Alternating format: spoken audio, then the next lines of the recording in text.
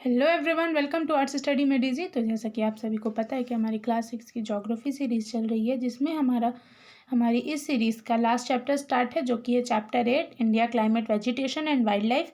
इसी को आगे हम आज कंटिन्यू करेंगे। इसके 2 लेक्चर पहले हो चुके हैं। अगर आप नहीं देखे हैं तो प्लेलिस्ट का लिंक आपको डिस्क्रिप्शन में मिल जाएगा, आप वहाँ से देख सकते हैं इसके बाकी लेक्चर्स। और अगर आपको हमारे लेक्चर की पीडीएफ चाहिए तो टेलीग्राम चैनल का लिंक आपको डिस्क्रिप्शन बॉक्स में मिल जाएगा, आप वहाँ से पीडीएफ्स डाउनलोड कर सकते हैं। And do follow us on Instagram, हमारा पेज है आर्ट्स स्टडी में DG for further updates, and do subscribe our channel arts study में डीजी। तो चलिए अब शुरू करते हैं हमारा आज का लेक्चर, ट्रॉपिकल डिसीडियस फॉरेस्ट। अच्छा, एक बार थोड़ा पिछले लेक्चर का रिव्यू दे देते हैं। पिछले वाला जो हमारा लेक्चर था, जिसमें हम पढ़े थे नेचुरल वेजिटेशन के बारे में पढ़े थे, और उसी में हमने स्टार्ट किया था नेचुरल वेजिटेशन ऑफ इंडिया पढ़ा था, जिसको हम 5 पार्ट्स में, मतलब जो भी हमारे इंडिया का वेजिटेशन है उसको हमने 5 पार्ट्स में डिवाइड किया था। Tropical evergreen forest, deciduous forest, mangrove forest, thorny bushes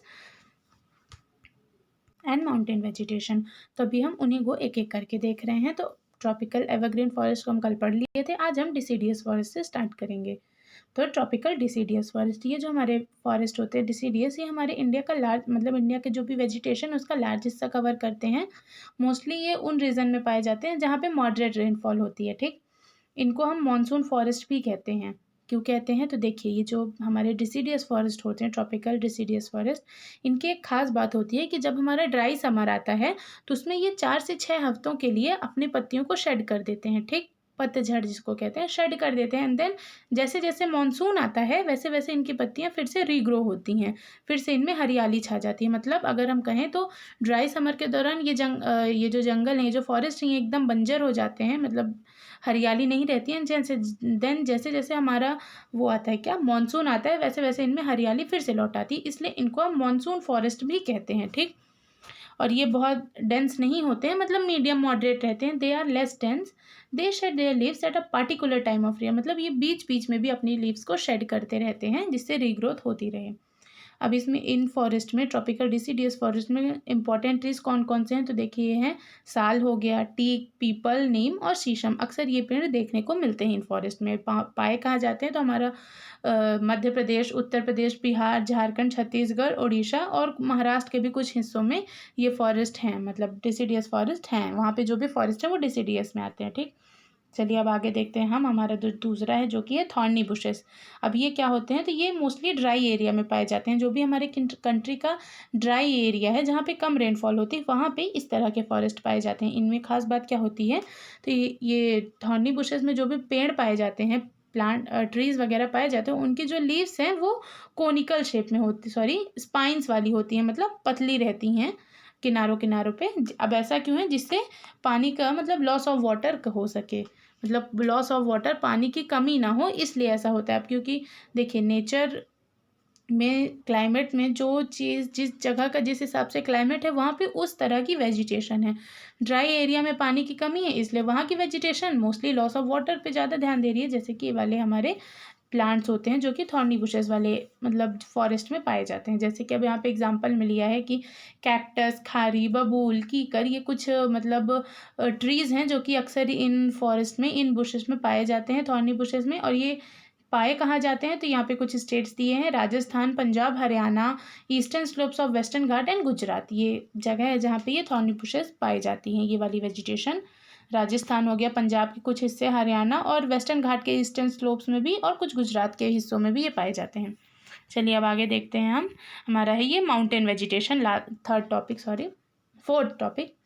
तो a wide range of species is found in mountains according to the variation of height. तो इसमें कहे भाई, हमारे जो माउंटेन्स रहते हैं वहाँ पे भी एक तरह की नेचुरल वेजिटेशन पाई जाती है, और वहाँ पे बहुत डिफरेंस रहता है। मतलब अब माउंटेन्स तो हमें पता है कि वो हाइट पे रहते हैं, तो जैसे जैसे उनमें हाइट डिफरेंस रहता है, वैसे वैसे वहाँ पे डिफरेंट तरह के पेड़ पौधे पाए जाते हैं। यहाँ पे वही कह रहे हैं कि भाई, जैसे जैसे हाइट में वेरिएशन आएगा, वैसे वैसे वहाँ की वेजिटेशन में भी वेरिएशन आएगा विथ इंक्रीज इन हाइट। अब ऐसा क्यों है? तो भाई जैसे जैसे हमारे पहाड़ की हाइट बढ़ेगी, वहाँ पे टेम्परेचर भी तो बढ़ेगा, सॉरी, टेम्परेचर भी तो कम होगा।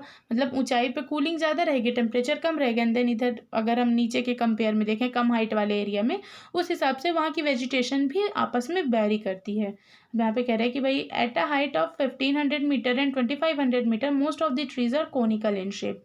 तो जो भी माउंटेन में 1500 से 2500 मीटर के बीच में जो भी पेड़ पौधे पाए जाते हैं, जो भी वेजिटेशन पाए जाते हैं, वो मोस्टली कोनिकल होते हैं। अक्सर हम देखते हैं कि भाई पहाड़ वगैरह में कोनिकल टाइप के पेड़ पौधे पाए जाते हैं, जैसे कि यहाँ पे हम फिगर में देख सकते हैं। अब जैसे जैसे ऊपर जाएंगे वैसे वैसे इनमें भी वैरायटी आएंगी, ये भी आपस में वेरी करेंगे।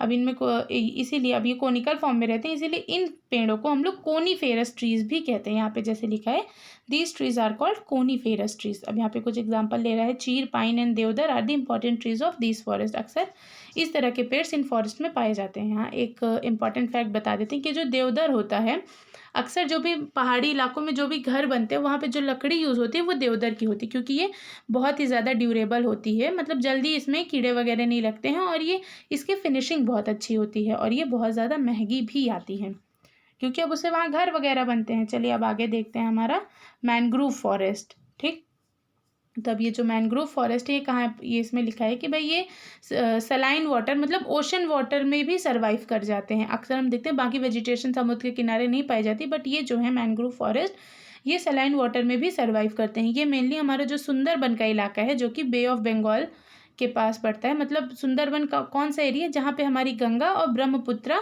जो दोनों नदी हैं जहाँ पे ओशन से मिलती हैं, वहीं पे ये सुंदरबन डेल्टा फॉर्म करती हैं। वहाँ पे जो फॉरेस्ट है वो हमारा मैनग्रोव फॉरेस्ट का एक एग्जांपल है। जैसे यहाँ पे लिखा है, they are found in mainly in Sundarban, जो कि वेस्ट बंगाल है, और अंडमान और निकोबार का जो इलाका है वहाँ पे भी पाए जाते हैं मैनग्रोव फॉरेस्ट। ठीक, अब यहाँ इसमें एक इम्पॉर्टेंट बात लिखी है एनसीईआरटी में कि भाई जो सुंदरबन नाम दिया गया है हमारे उस एरिया का, वो किस पे दिया गया है, तो वहाँ पे ये सुंदरी नाम का पेड़ है, मतलब स्पीसीज़ है, पेड़ की एक स्पीसीज़ है जो कि वहाँ सबसे ज़्यादा पाई जाती है, तो उसी के बिहाफ में उस एरिया को सुंदरबन नाम दे दिया गया है। यहाँ पे लिखा था, यहाँ पे हम देख सकते हैं ये मैनग्रोव वेजिटेशन, ये फिगर में ये देख रहे हैं कैसे है।